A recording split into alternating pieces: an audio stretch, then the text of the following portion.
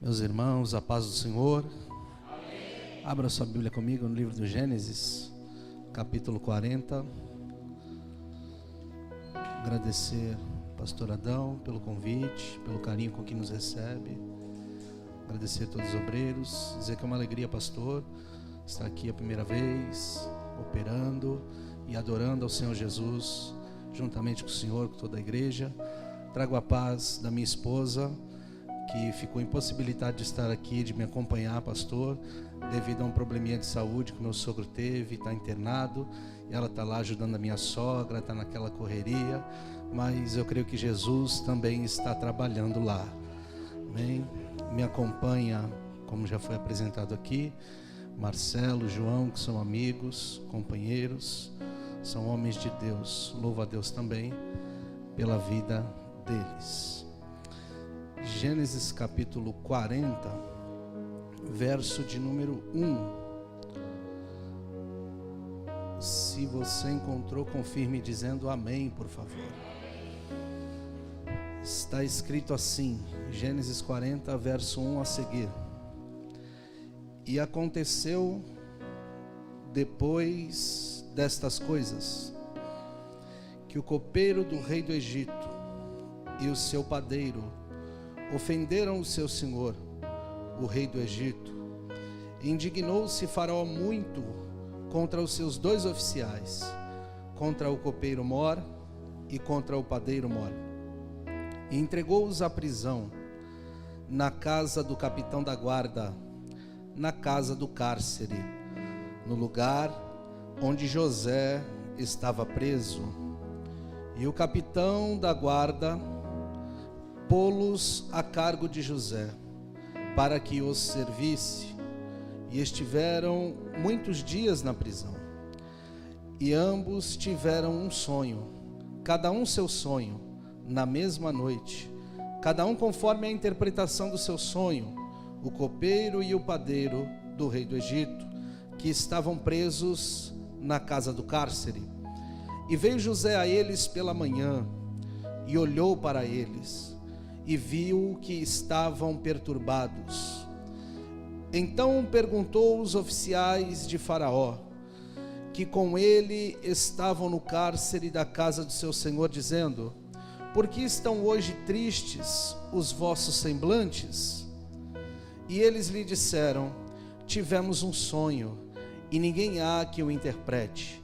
E José disse-lhes: não são de Deus as interpretações? Contai-mo, peço-vos. Amém? Tome o seu assento aí, em nome de Jesus. Nessa noite nós vamos falar sobre a importância da ceia do Senhor na vida de José, e sobre um princípio que está contido em toda a Bíblia Sagrada, que é o princípio de todas as vezes que nós ceiamos, abre-se uma porta espiritual para nós. Nós sabemos que Jacó tivera 12 filhos. Dentre estes, José, segundo Gênesis capítulo 37, era o filho que Jacó mais amava, a ponto de Jacó olhar para José e tecer, confeccionar uma túnica talar, uma túnica comprida, de várias cores, com as medidas e o tamanho de seu filho amado. E a Bíblia diz que, entregando o pai Jacó este presente a José, logo todos os seus outros irmãos odiaram-no. Então, todos os seus irmãos, tomados de inveja, por causa do presente que o pai dera ao seu filho amado, ao filho de sua velhice, ao filho que havia saído do ventre da mulher que Jacó amava, a saber, Raquel, todos os seus irmãos começaram a perseguir a José. E a Bíblia Sagrada nos diz que, se já não bastasse tal fato, Certa feita, José vai deitar para dormir, e quando se levanta pela manhã, ele vem trazendo uma notícia, e esta notícia é um sonho, e ele vai contar o sonho aos seus irmãos, e o sonho ele vai dizer: eu tive um sonho que estávamos no campo, e todos os feixes de vocês se dobravam diante do meu feixe. E então os irmãos que ouviram o sonho vão dar a interpretação dizendo: acaso reinarás tu sobre nós? Outra feita, José vai deitar para dormir e sonha novamente. E o sonho que ele tem é que o sol, a lua e 11 estrelas se prostram diante dele. E ele conta o mesmo sonho, e agora é o seu pai Jacó, que também era um sonhador, vai dar a interpretação dizendo: acaso eu, sua mãe e todos os seus irmãos nos prostraremos diante de você? Reinarás tu sobre nós? Aleluia. Então nós precisamos entender algo especial mediante a este contexto da vida de José. José não pediu uma túnica, ele apenas o recebeu. Não foi vontade de José receber a túnica, mas foi a vontade do pai de dar uma túnica diferente para ele. Uma túnica comprida como a que José recebera, naqueles dias somente reis usavam. Pessoas normais não usavam túnicas talar, túnicas compridas, somente reis usavam. Então nós precisamos entender algo aqui. Antes de José ter o primeiro sonho, que era uma profecia para o seu governo, pastor Adão, antes de José ter o segundo sonho, que também era uma confirmação e outra profecia sobre o seu governo no Egito, o pai já estava, sem saber, comunicando no mundo espiritual, através daquela túnica comprida que somente os reis usavam, que José estava marcado por Deus para se assentar no governo do Egito. Eu não sei se você está pegando isso aqui, mas eu vou abrir um parênteses nessa introdução para você entender algo aqui. Antes do pai interpretar sonho, antes dos irmãos interpretarem sonhos, aleluia, Deus já tinha olhado lá de cima e tinha dito: José, eu tenho um plano específico na sua vida. José, eu te marquei para uma obra determinada. Eu tenho um lugar preparado para você que ninguém vai poder se assentar. Só você vai se assentar neste lugar. Não pegou? Então lá vai. O lugar que Deus tem para você é para você, para mais ninguém. Aquilo que o Pai tem para a tua vida, ninguém vai entregar, ninguém vai pegar, ninguém vai tocar, ninguém vai tomar posse do que é teu, porque o que o Pai fez pensando em você tem o teu número, é o teu modelo, tem o teu tamanho, foi feito para você, é especialmente presente do Pai para a tua vida. Aleluia.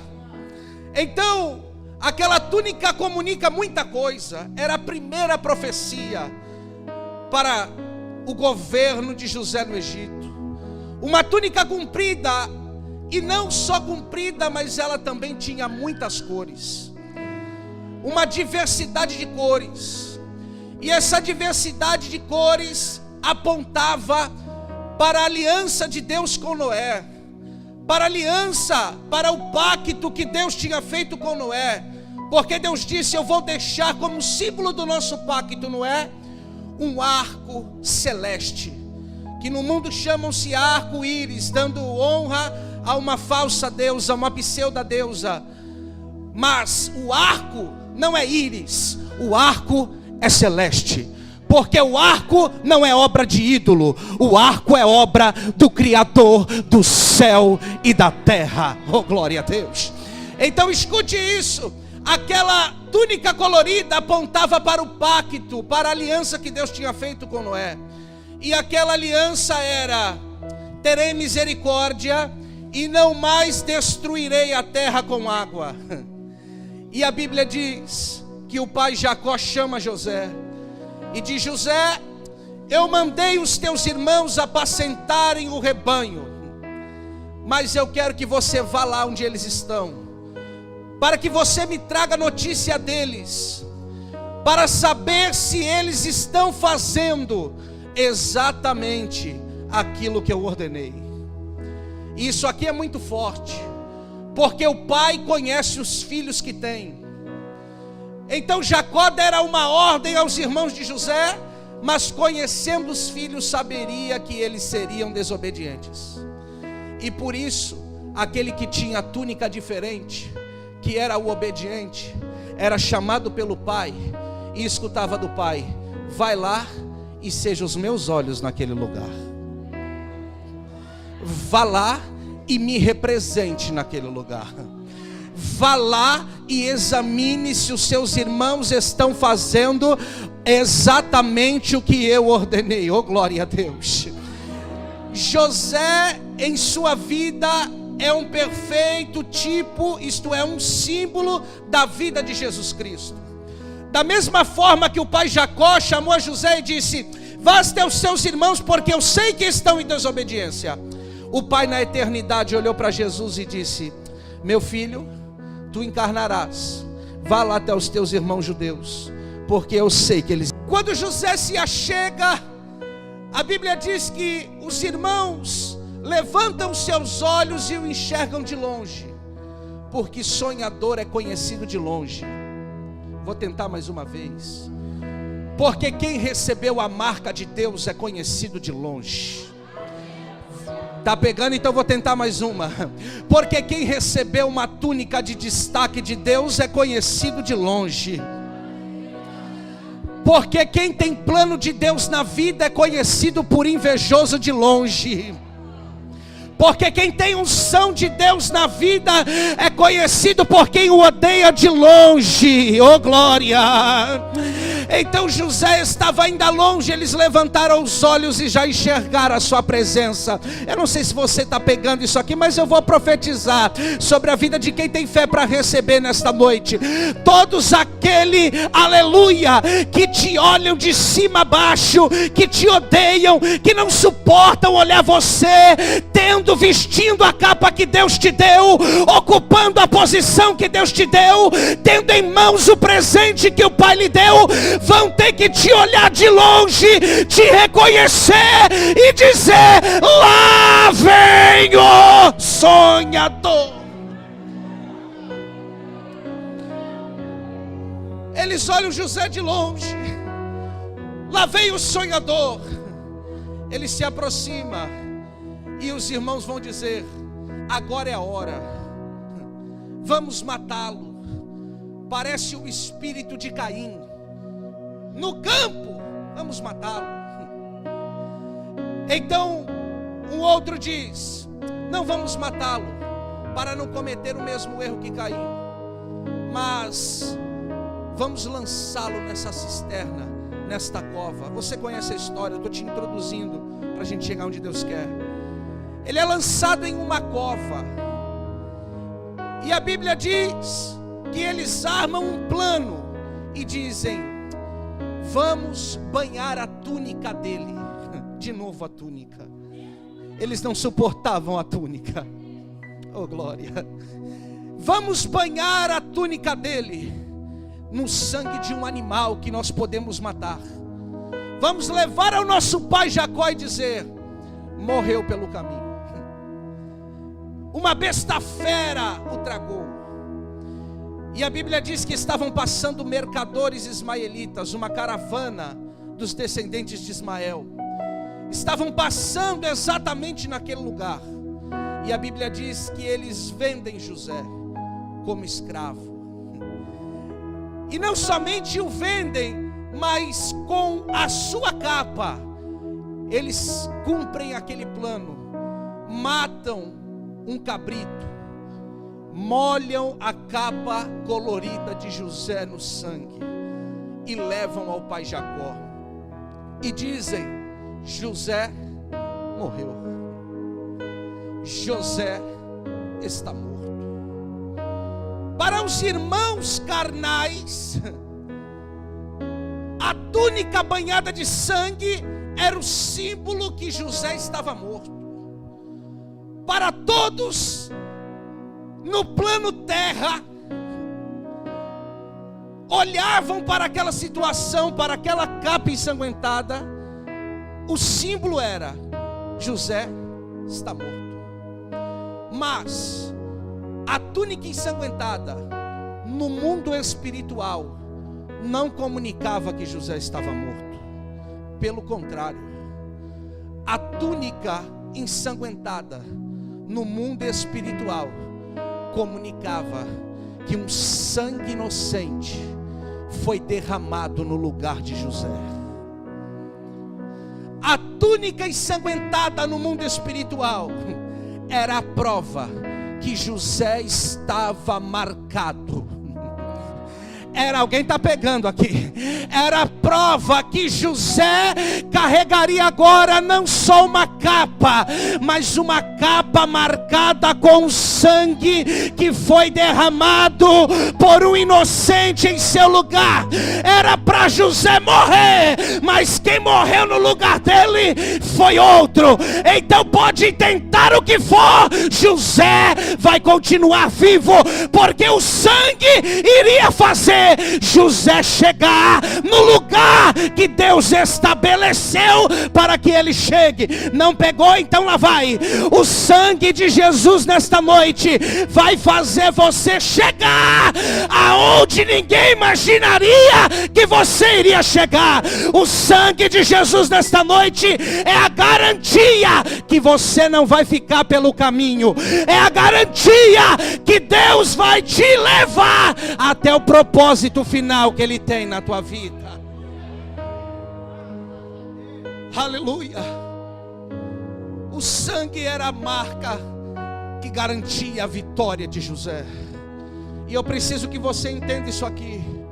O sangue de Jesus é a marca da tua vitória. O sangue de Jesus é o que garante a tua vitória. Oh glória. José agora é levado por mercadores ismaelitas, os descendentes de Ismael, pastor Adão. Mas as coisas não estão no lugar, porque Ismael era filho de Agar, filho de escrava, e José é da descendência de Isaac, da descendência de Isaac, que gerou Jacó, que gerou José.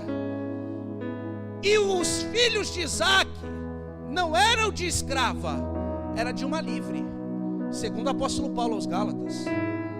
Então as coisas estão fora de ordem.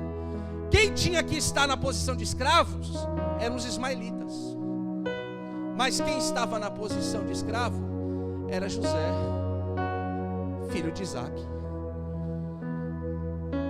Deus estava olhando para aquela situação, como quem diz: José, espera só mais um pouco, porque eu já preparei a casa de Potifar para você.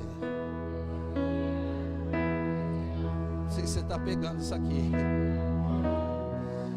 José foi escravo naquela peregrinação, mas quando ele é vendido como escravo a Potifar no Egito, já rapidamente Potifar vai colocar ele como governador de sua casa. Não sei se você está pegando isso. O que é isso, pastor? É Deus tratando de colocar todas as coisas no lugar certo. Quem está pegando aqui? Alguém pegou lá atrás? Deus nesta noite está falando com alguém aqui. Aquieta-te, porque eu estou tratando de colocar as coisas no lugar certo. Nesta noite o Senhor está dizendo: aguenta mais um pouco. Se os ismaelitas estão querendo,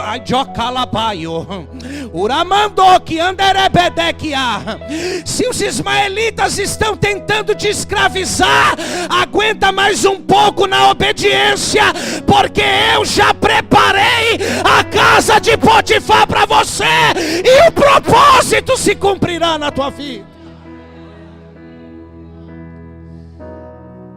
Ele vai à casa de Potifar, vendido como escravo. Rapidamente, Potifar olha para ele e enxerga, ainda que não fosse fisicamente, mas enxerga uma capa diferenciada sobre a vida de José. Potifar diz: não pode ser escravo, e deu governo para José de toda a sua casa e de tudo que ele tinha. Oh, glória a Deus, aleluia. Eu não sei se você está pegando isso aqui, mas Deus está falando com alguém. Eu já estou preparando o que você precisa que chegue na sua mão. Então escute, agora José vai governar sobre toda a casa de Potifar. E Potifar era um homem rico, um homem influente. Ele governa muito tempo na casa de Potifar, e você conhece a história. A mulher de Potifar todo dia importunava José: deita-te comigo, deita-te comigo, deita-te comigo. E ele dizia: como faria tal coisa? Como trairia a confiança de meu Senhor? E como trairia a confiança do meu Deus, fazendo tal maldade? Então o segredo é ser fiel na casa de Potifar, ainda que isso te leve à prisão. Não, você vai ter que pegar isso aqui. José foi fiel, e a mulher, não conseguindo o que queria, diz a Bíblia, armou, aleluia, uma situação. Tentou forçar a José para se deitar com ela, ele não deitou, fugiu dela e ela grudou na sua capa. Mais uma vez, é a segunda capa da vida de José. A primeira ficou nas mãos dos irmãos, e a segunda na mão da mulher de Potifar.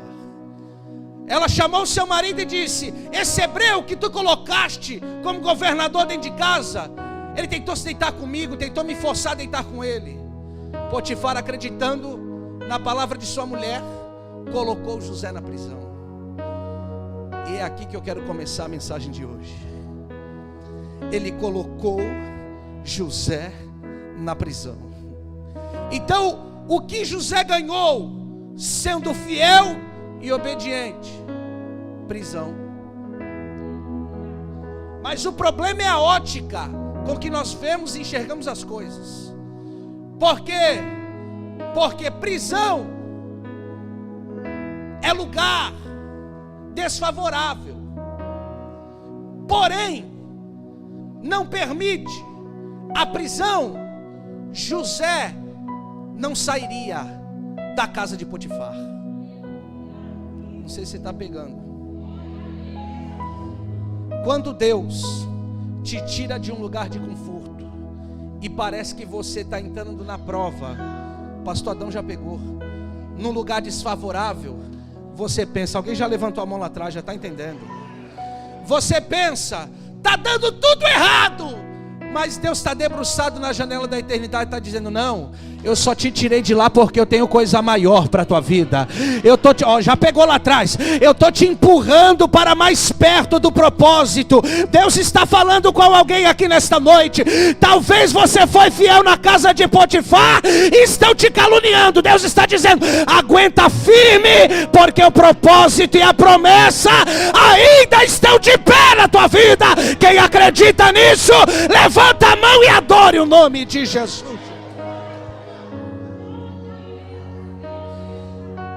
José vai à prisão e ele está lá. Glória a Deus, estou sentindo a presença de Deus aqui.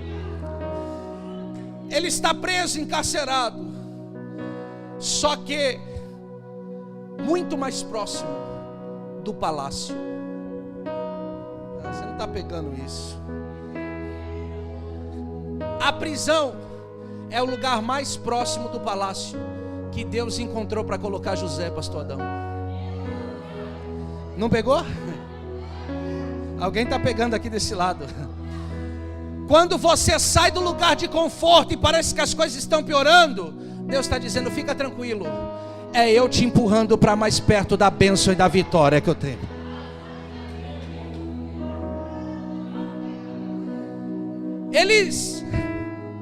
José está lá, e o carcereiro sobre José. A autoridade maior na prisão, pastor Adão, carcereiro. Aí diz a Bíblia, aleluia, glória a Deus. Capítulo 39, verso 20. E o senhor de José, isto é, Potifar, o tomou e o entregou na casa do cárcere, no lugar onde os presos do rei estavam encarcerados. Assim esteve ali na casa do cárcere. Agora vem o 21. O Senhor, porém, estava com José. Esse lado aqui pegou. Vou falar para esse agora. José entrou na prisão, mas antes dele pôr a mão na cabeça e dizer: estou perdido, Deus vem no 21 dizendo: o Senhor, porém, estava com José. Pegou? Então lá vai. O Senhor está te dizendo: eu estou com você nesse momento de adversidade. Eu estou com você neste momento de luta. Eu estou com você neste momento difícil da tua vida. Eu não te abandonarei nem te desampararei, diz o Senhor.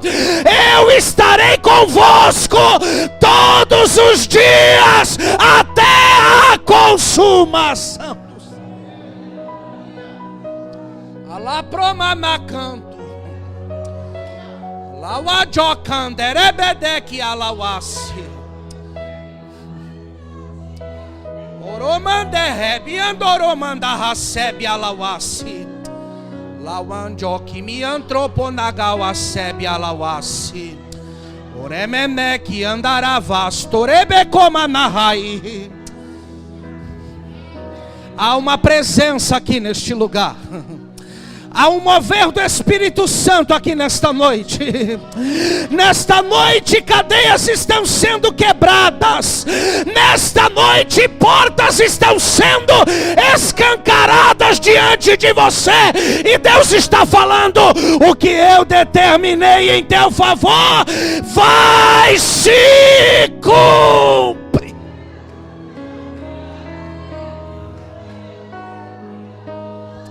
Oh, glória.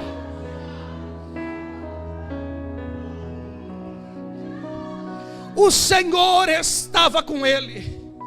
Estou no 21 ainda, vírgula. E estendeu sobre ele a sua benignidade. Então, pastor Adão, só entre nós, José está na prisão. Ninguém queria estender a mão para José. Ninguém queria tratar José bem. Ninguém queria usar de bondade para com ele. Mas Deus disse: tu achas que está sozinho? Não se engane, porque eu estou contigo. Não só estou contigo, mas vou usar de benignidade para contigo. O que isso significa, pastor? Significa que quando ninguém estende a mão para você, Deus estende a mão dele para você. O que isso significa, pastor? Quando ninguém quer te ajudar, Deus bate no peito e diz: eu sou teu ajudador. O que isso significa, pastor? Significa que quando ninguém tiver um copo de água para te dar, o Senhor vai te dizer: eu vou fazer água jorrar da rocha para matar a tua sede. O que isso significa, pastor? Significa que quando todos não tiverem pão, Deus vai dizer: eu vou mandar o pão dos anjos, o pão da padaria do céu, para você comer, Moisés, para o meu povo comer e para o meu povo se fartar. Glória a Deus. E lhe deu graças. Oh, meu Deus. Deus usou de benignidade e lhe deu graça. Graça é o favor que nós não merecemos. Deus está olhando para José e está dizendo: José, você é obediente. A minha benignidade já é o pagamento pela tua obediência. Mas eu gosto tanto de um filho obediente, José. Quem pegou? Eu gosto tanto de um filho obediente, que a minha benignidade para você vai ser pouco. Eu vou te dar até o que você não merece. Você não está pegando isso não. Deus está dando o favor que Ele não merecia. Eu não sei, alguém pegou lá atrás. Deus está dizendo: eu não vou dar só aquilo que tu merece, eu vou dar muito mais, porque a minha graça está sobre a tua vida. Pegou? Então o Senhor está dizendo: eu não vou dar só o que tu pede, eu vou dar muito mais do que você pede. Salomão ofereceu 1000 holocaustos para Deus, e Deus disse: pede o que quiser que eu te dou. Ele disse: dá-me sabedoria e conhecimento. Deus disse: porque pedisse sabedoria e conhecimento, eu te dou. Preparo glória, sabedoria, conhecimento, fazenda, rebanho, multiplicação. Eu te dou tudo o que você precisa, porque eu sou o possuidor dos céus e da terra. Aleluia. O carcereiro olhou para José e viu a mesma coisa, pastor Adão, a mesma coisa que Potifar viu: a capa, a diferença. José chegou na prisão. Quem me ouve, diga amém, por favor. José chegou na prisão não sendo cabeça, porque havia um carcereiro. Assim como José chegou na casa de Potifar, não sendo governador da casa de Potifar, mas como escravo. Mas rapidamente, Deus, só entre nós, pastor, Deus tirou José de baixo e pôs para cima. O pastor já pegou aqui, já pegaram ali. Aí chega na prisão, alguém diz: José, agora vai ficar lá embaixo. Aí Deus usa de benignidade e graça. Aí o carcereiro olha para ele e diz assim: pois é, eu vou te tirar de baixo e te colocar para cima. Diz a Bíblia que o carcereiro confiou toda a prisão nas mãos de José. Não pegou? Deus está falando com alguém aqui. Desceu do céu agora, irmão. Não trouxe esboço não. No lugar que é desfavorável para você hoje, Deus vai te dar total controle amanhã. E agora José é o governador da prisão. E a Bíblia diz que mais uma vez uma situação acontece, porque o capítulo 40 começa assim: e aconteceu. E o aconteceu de Deus é muita coisa, pastor Adão. Esse aconteceu indica que o que vai ser narrado é algo que vai ficar marcado. Você não está pegando o que eu estou pregando hoje não. Alguém pegou ali atrás. O aconteceu de Deus está chegando para você nessa noite. O que Deus vai fazer na tua história vai ficar marcado. Oh, glória. E aconteceu que o faraó se indignou com o copeiro e o padeiro. Aleluia. José está na prisão, e o copeiro e o padeiro vão ser mandados para lá também. Por quê, pastor? Porque Deus queria abrir a porta da prisão. E para Deus abrir a porta da prisão, Deus conhece os princípios espirituais e sabe que tem que preparar uma mesa diante dele. E o que é a mesa? Pão e vinho. E o que José está recebendo na prisão? Padeiro e copeiro. O padeiro é o que faz o pão, e o copeiro é o que serve o vinho para o faraó. Ah, não. Deus queria abrir uma porta espiritual para José, a porta da libertação e a porta do governo. Então Deus preparou uma mesa diante de José na prisão. Não sei se você está pegando. Se eu fosse você, eu melhorava muito esse glória a Deus nesta noite. Por caso o Espírito Santo te trouxe aqui e preparou essa mesa diante de você, porque Ele quer abrir uma porta espiritual. Ai, Jocanda.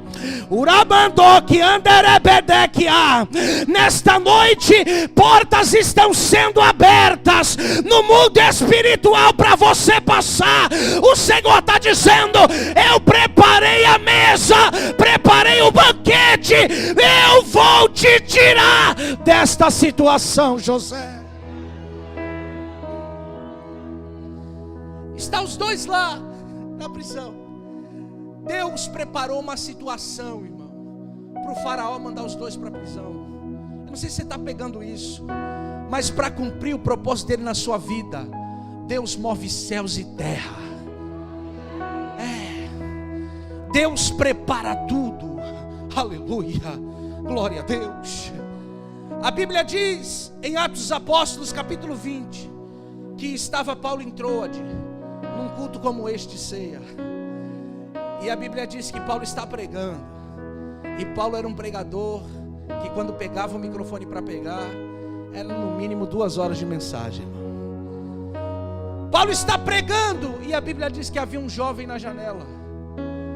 Pegou no sono jovem, caiu da janela e morreu. E agora, Paulo vai parar o sermão, vai descer 3 andares de escada, vai abraçar o jovem e vai dizer para os membros da igreja: não se desesperem, porque a alma nele ainda está. Segura para melhorar esse glória aí com entendimento. Depois disso, pastor Adão, a Bíblia diz que Paulo sobe de novo, porque o culto de Paulo era no 3º andar, nunca no 1º. Você não pegou. A Bíblia diz que há 3 céus: 1º, 2º e 3º. O 1º é o céu dos homens, o 2º das estrelas, e o 3º, a habitação do Todo-Poderoso. O culto de Paulo não era terreno e nem astrológico, era acima dos 2, era no 3º. É a vontade de Deus para a tua vida nesta noite, te levar ao 3º céu, para você sentir o que nunca sentiu, receber o que nunca recebeu e participar daquilo que você nunca participou. Então, Paulo sobe e a Bíblia diz que ele vai pegar o pão e partir. E a Bíblia diz: e tendo partindo o pão, em um verso, no verso seguinte, pastor Adão, a Bíblia diz: e o jovem foi levado embora vivo. Você não pegou, alguém pegou aqui. Eu estou dizendo que todas as vezes que ceiamos, abre-se uma porta no mundo espiritual. Paulo abraçou o jovem e disse: a alma nele está, não temam, bora para o culto. Terminou de pregar, tendo dado graças, partiu o pão, em um verso. No verso seguinte, aquele que estava morto foi embora vivo. Pegou. Então abriu-se a porta da ressurreição naquela noite, naquela ceia. E eu quero profetizar para quem tem uma mão para levantar e fé para receber esta profecia. Uma é pouco, levanta as 2. Eu estou profetizando que nesta noite de ceia, o Senhor está fazendo como em Atos capítulo 20, abrindo a porta da ressurreição. Aquilo que estava morto na tua vida vai ressuscitar. Os teus sonhos, os teus projetos, o teu casamento, a tua família está ressuscitando nesta noite, pelo poder desta palavra.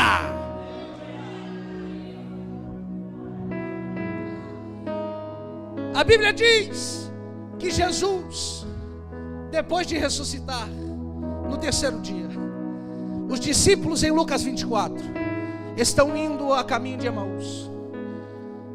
Jesus tinha dito: fiquem em Jerusalém. Mas eles estão indo a Emaús.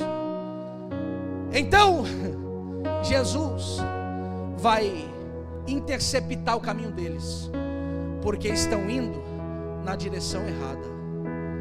Ah, para de graça, você não pegou isso aqui, não pega mais nada, irmão. Jesus interceptou o caminho dos discípulos, porque estavam indo na direção errada. Então agora eu posso falar. Jesus nesta noite está dizendo: eu estou interceptando o caminho de alguém.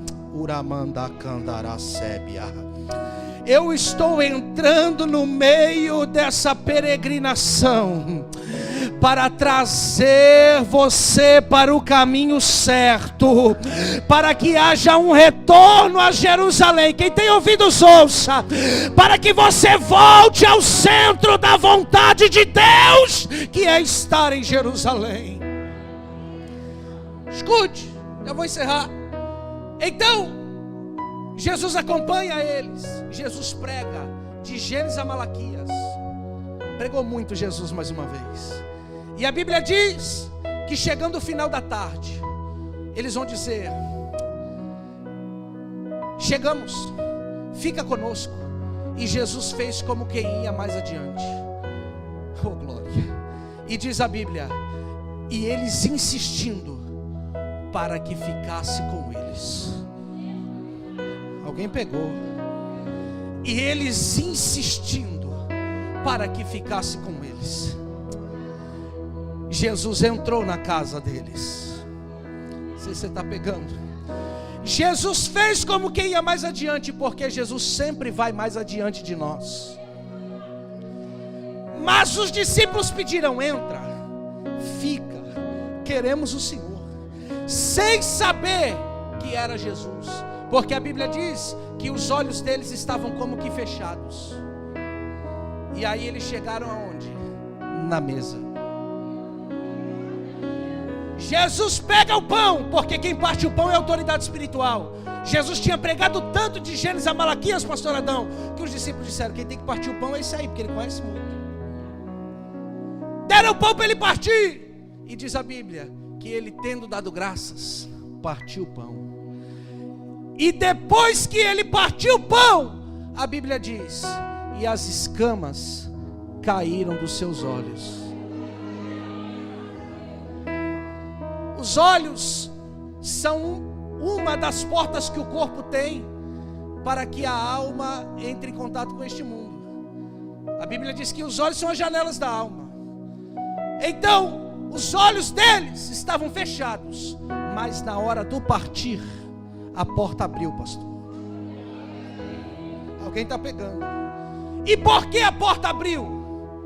Vou te falar um segredo aqui. Jesus já havia ressuscitado. Nenhuma marca de chicote, de soldado romano, nenhuma marca de lança, nenhuma marca estava sobre ele. Depois da ressurreição, ele só trazia uma marca, que era a marca das mãos. Alguém pegou lá atrás. Então quando ele pega o pão, eles ainda estão pensando que Jesus é um mestre qualquer. Mas quando ele levanta, dá graças e ele parte, os discípulos enxergam. Aleluia. Não, você não está pegando. Os discípulos enxergam aquela marca. A marca que o profeta Zacarias disse que ele vai mostrar aos judeus. E quando ele descer naquele monte das oliveiras, vão olhar para ele e vão dizer: quem és tu? E que marcas são essas das tuas mãos? E ele vai dizer: estas são as marcas com que fui ferido na casa de meus irmãos. Se coloque de pé, por favor. Se coloque de pé. Prepara o louvor aqui, por favor. Olhe para cá. Aleluia. Deus preparou a ceia para tirar José da prisão. Você vai sair daqui valorizando mais um culto como este. Deus preparou esta noite para abrir portas que estavam fechadas na tua vida. Oh glória. Não sei se você está recebendo isso que eu estou pregando, mas eu vou repetir. Nesta noite, o Senhor te trouxe aqui para dizer: a porta que estava fechada. Alguém já levantou as duas mãos lá atrás, pastor?